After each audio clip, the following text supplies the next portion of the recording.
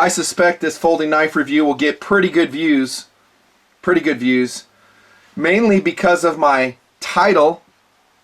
That's right, not tittle, but title. I think the Gerber Sumo reminds me of big boobs. Welcome to the Nut and Fancy tabletop review. Hey, we can be honest with each other at this point, I would hope. We can talk honestly about life and things. We have some awesome female TNPers in the audience. Love you girls. Thank you so much for being part of the project.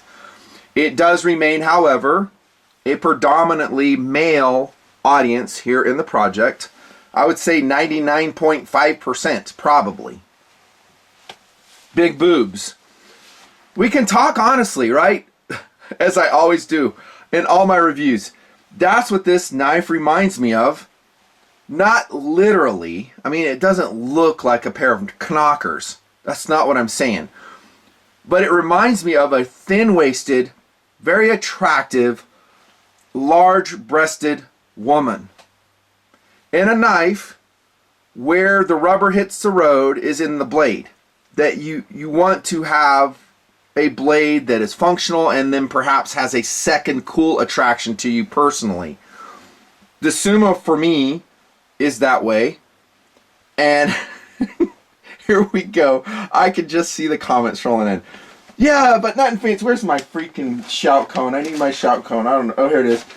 Yeah, but Nut and Fancy, I'm not really a boob guy. Okay, I heard you. Well, I kind of am. Okay, to a point. To a point, I kind of am. Again, apologies to our female TNPers. We're dudes here. We're just visiting in the locker room. You're free to come along for the ride. I kind of am. I like it. You know, certain size. Yeah. The reason why is because it's feminine. I like femininity. Huh. Shoot me. I like femininity. I like that. And so, we're just getting so sidetracked here. It's ridiculous. Here's the comments between being a butt man and a boob man and a leg man. And you guys have fun with it. You knock yourselves out. I don't care. This is a clubhouse, especially in the Patreon environment. You should be a Patreon member. It's the entity that supports all this nonsense. And actually, very truthful reviews. You know this. That's so funny. So yeah, if I was to choose between the three, I would probably be a boob guy. There you go. Here we go back to the knife review. You thought I was just going to be talking about boobies, right? Here and there I will be, obviously. Sorry, I'm coughing today. In a knife, the focal point would be the blade. How the blade presents itself. Is it something that's functional? You know, it works well in the philosophy of use. And I would think the Gerber Sumo is that. And I will tell you, as soon as I saw this knife, I was thinking about boobs. No, I'm just kidding. I threw that in since I saw this knife. No, I was thinking that knife has some beautiful proportions. Slim-waisted. Great color choices. I mean, great color choices. Great finishing on the blade. It works thematically so well with a knife. With a big old set of... never mind. With a big blade. Which I like. So, philosophy of use for the Gerber Sumo isn't to remind you about titties. Maybe it is. Maybe it is. But it's basically a large, perhaps tactical folding knife. Perhaps emergency survival knife. What? Did he just say survival knife in a folding knife review that basically has an axis lock? Yeah, that's what I said. That's what its role is to me. A really large EDC. I don't know if I would carry this for EDC purposes. My EDC today is small boobed,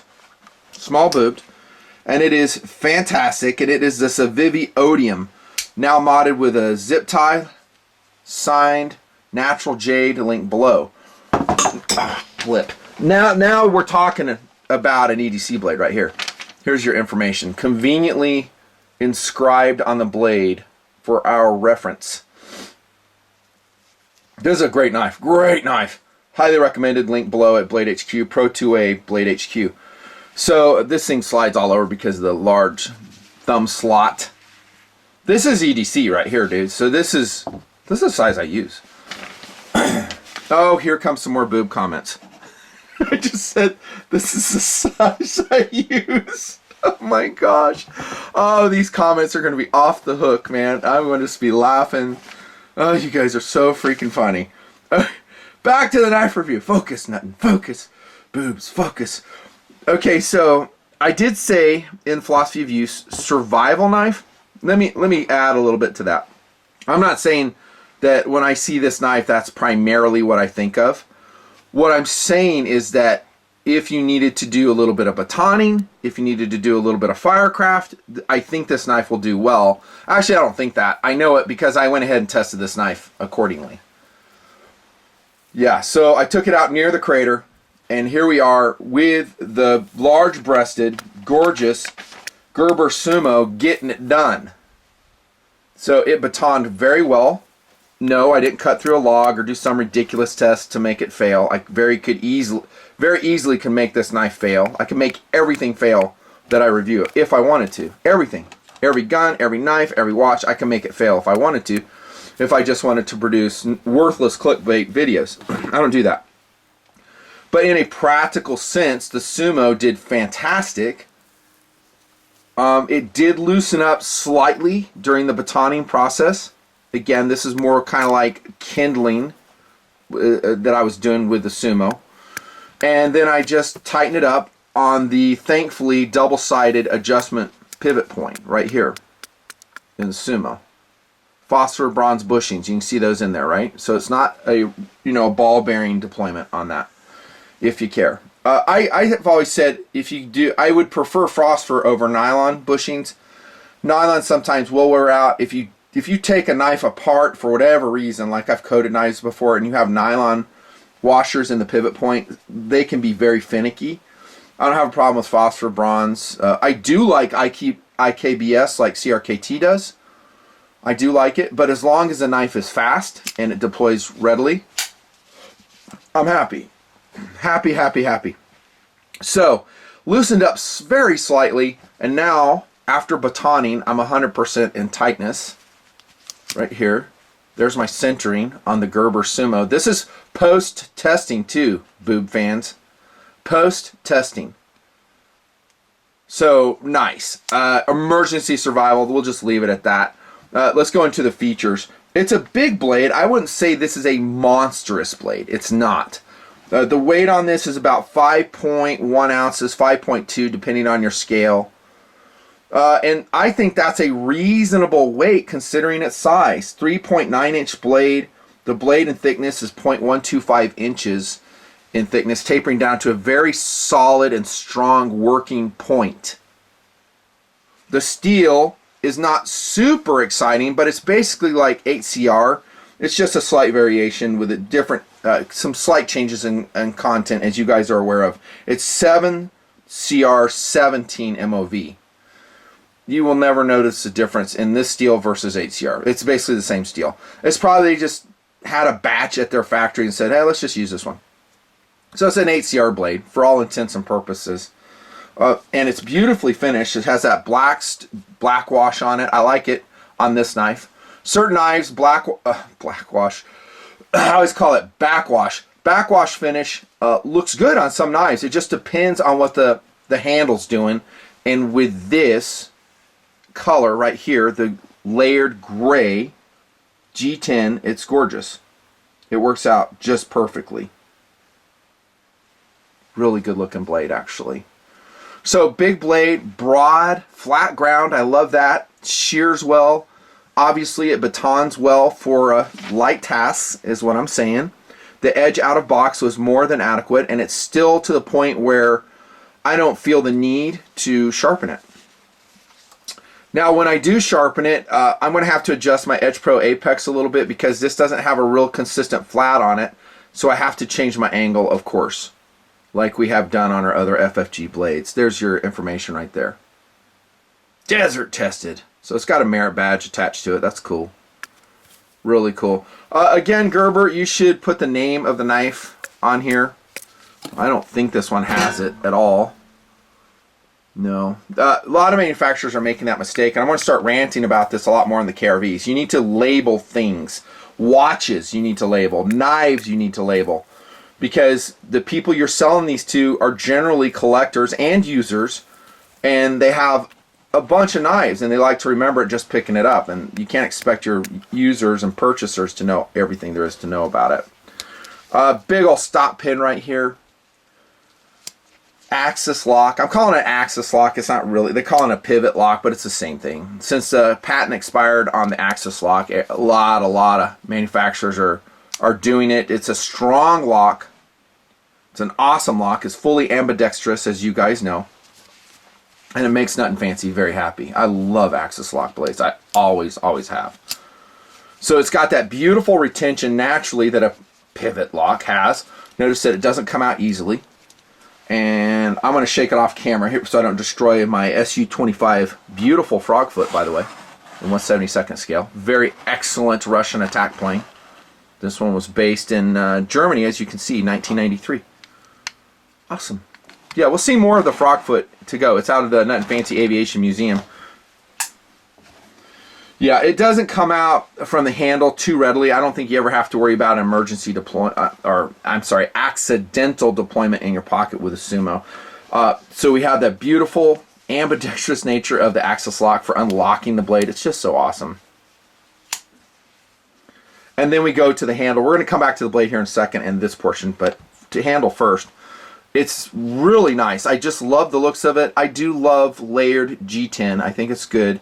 We've seen it in a ton of knives through the years here in the knife project. Well, TNP knife project. Just good looking. No hot spots. Now this is a little bit odd. They ceramic coated the stainless steel liners of the Gerber Sumo. I'm not really sure why they did it. I guess that's how they got that cool maroon color, and I think color-wise it works just really nice with a knife. We have a medium carry clip. It's not a super deep carry clip. I would have liked a deeper carry clip on it. I guess I'll classify that as one quirk of it. And the clip itself is fine, but it will carry out of pocket, and you can see that it is reversible if you want to do so. Again, another great ambidextrous quality of the big-titted, oh, I'm sorry, did I say that? Sumo. Yeah. Nice. You got a lanyard hole, slotted lanyard hole if you want to do 550, and this knife approaches the size and weight where I would like a lanyard on it. Notice there's no skeletonizing going on in the liners, which I would like.